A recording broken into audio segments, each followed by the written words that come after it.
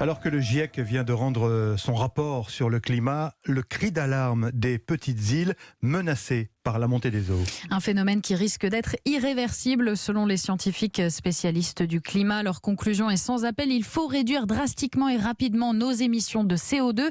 Pour les petites îles, c'est carrément une question de vie ou de mort. Asha Challenger est la négociatrice en chef de l'Alliance des petits États insulaires. Nos émissions de CO2 sont minuscules et le fardeau vient littéralement sur le pas de notre porte.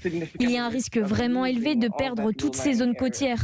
De plus, la majorité de la population dans ces îles est concentrée sur le littoral. On en dépend pour notre vie quotidienne, c'est là que l'on travaille, c'est là que réside notre activité économique et c'est très effrayant ces prévisions du rapport du GIEC.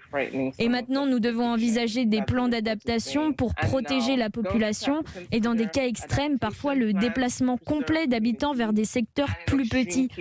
Que se passerait-il s'il fallait déplacer toute la population d'un État vers un nouveau territoire ? Que devient cet État ?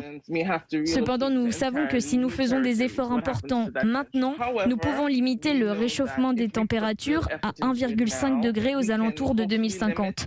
Nous avons besoin d'un changement rapide et chirurgical pour décarboner nos énergies et atteindre cet objectif. Asha Challenger de l'Alliance des petits États insulaires qui prône donc, vous l'avez entendu, un changement rapide et chirurgical face au dérèglement climatique.